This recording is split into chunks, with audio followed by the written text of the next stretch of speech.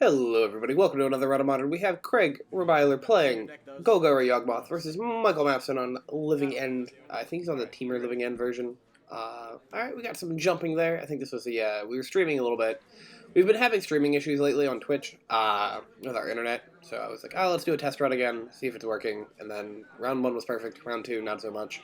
So I was like, alright, I guess we will stop that. Hurrah. Yeah, that's a little still framey there.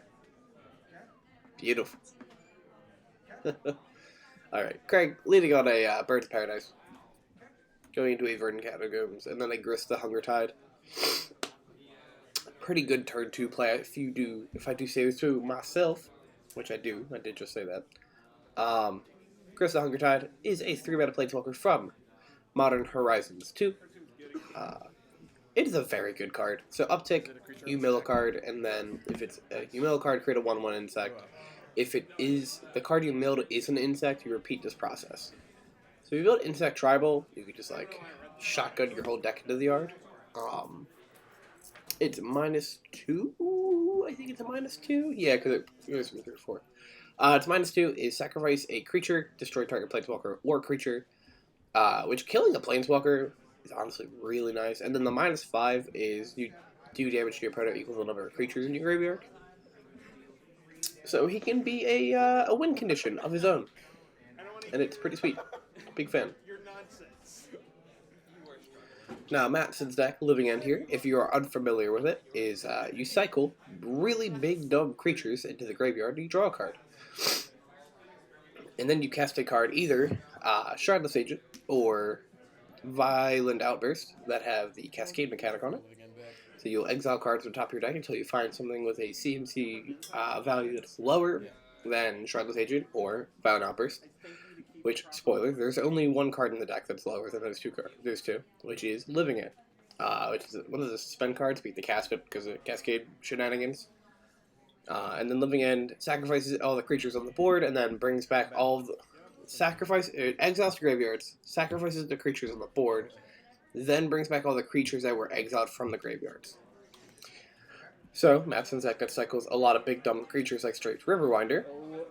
Just kind of, casts the Living End, puts a bunch of stuff on the board, and swings and says die.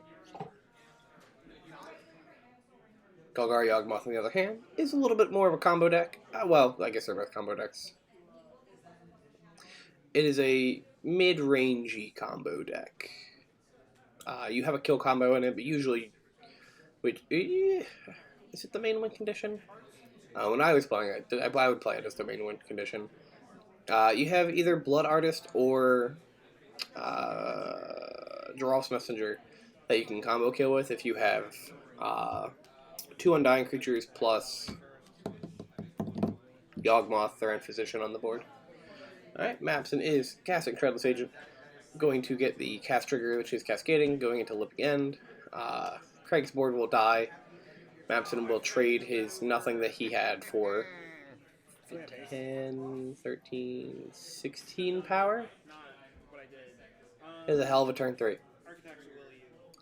This, my friends, is why you should have Graveyard Hate in your sideboard, and if you're playing green, you should be playing at least 2 or 3 copies of Endurance.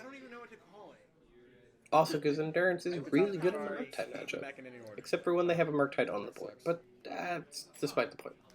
You have another Grist on top, and then 2 lands, and I have literally no clue what the correct order is.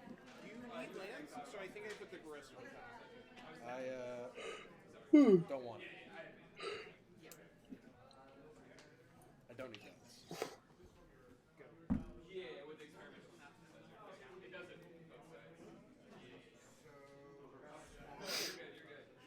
don't know what you said. Craig is in an interesting spot here. There's another Grist in hand.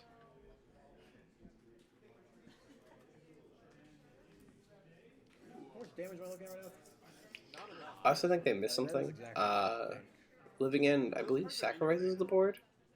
So Craig would get his Undying trigger. So the Strangleroot Geist is back. What does it say? It's sacrifice. So the Strangleroot guys. Is it exile yards? Is it sacrifice? Yeah. Strangleroot guys is Which made that Not actually that it does terribly much besides block, but I mean, he could my yard. sack it to Grist to kill I obviously something. can't do that. Is that good enough? I have regrets. I do. Too.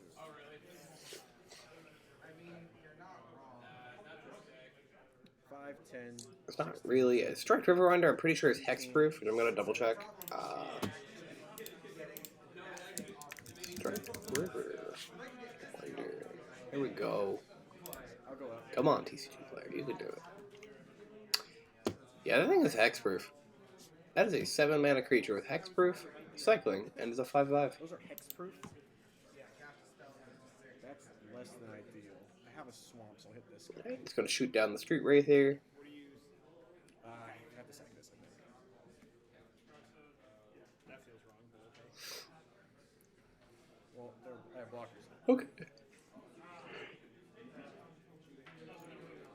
Decided to make an insect with the first one. It's fair. Good. I feel like I just send it all at you. Ignore. That sounds right. All at you. Alright, attacking in for a ton. 10 damage, 12 damage, 15 damage? I think Architect's the Will is a 3/3. It's going to chump the Strike River Winder, taking a bunch.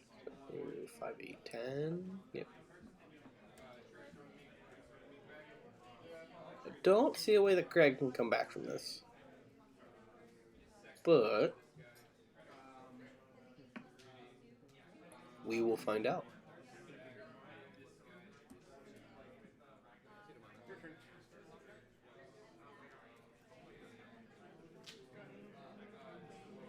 What absent tap 4 for? Does Living End play Mind Sculpt? Yeah, I'm dead.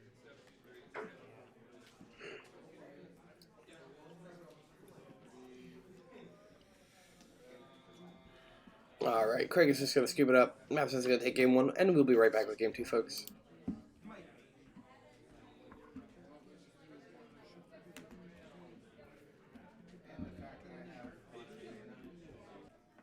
Alright, folks, we've got Craig on the play here. Mapson, I believe, mold to 5, so we got a swamp into a Thoughtseize. I said shock into a Thoughtseize. So, it's interesting playing hand control effects against Living End. They're good if you hit the Cascaders. I feel like they're just not as good if you hit the Cyclers.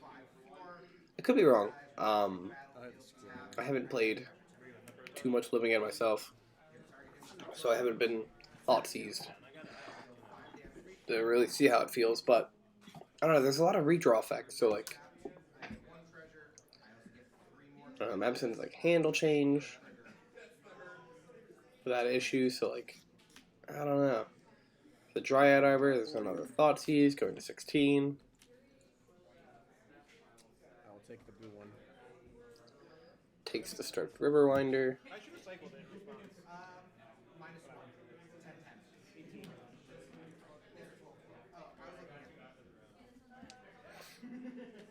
Going to cycle Curator of Mysteries.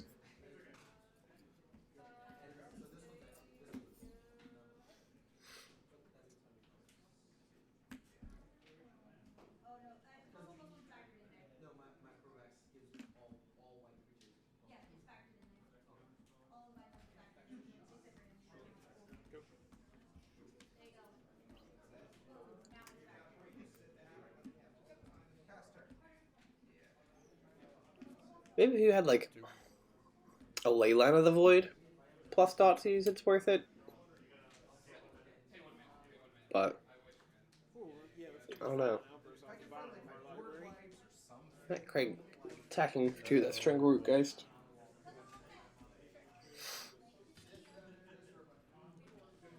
Living in here would be much appreciated. No. Well, not natural living in. Yes, draw it. Whatever, you probably have Endurance Green card in hand. No. I think I lose a Living End here.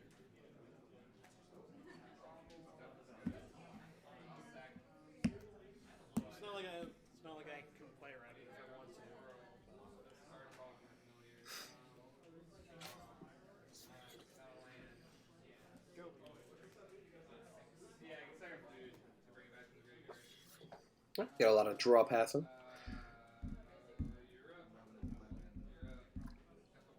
Craig is patting his fist. It does not seem like he's having a good time. Violent outburst. Bitch, it might be. Bitch, it might. See what land in hand. I see Wall of Roots, Eldritch Evolution. Can't tell what the other card is.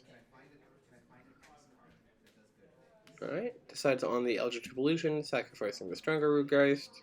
Undying Trigger. And they're going to get hit by a Force of Negation from Mapson. Combat. 3. Does get the Undying Trigger at least, though. So now he is a 3-2.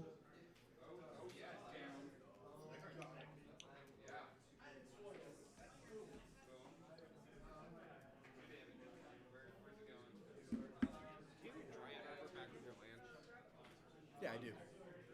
It's because I'm toxic. And it's technically still good board state.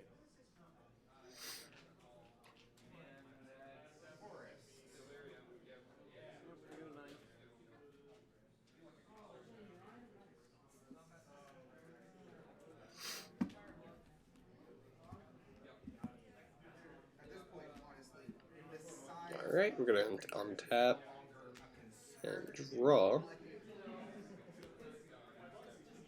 And I guess cycle immediately? Is that what that was? Never should have played this Ottawara. I'm getting to the point where I can channel it. Ah, okay, cycle to Street Wraith.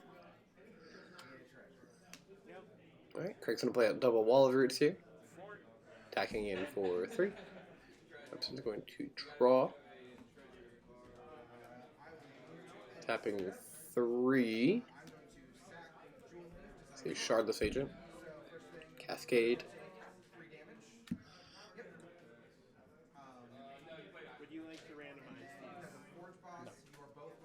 these? Alright, here comes Looping End. It's a Quarter Calling in his hand. 1, 2, yeah, I don't think he has enough to court into anything relevant. The wild part is it does kill the Dryad Arbor too. So you just get to kill one of his lands. There's a Young Wolf coming out. Ugly. Good. Passes the turn. Pretty sure Mapson just has enough damage from the Flyers.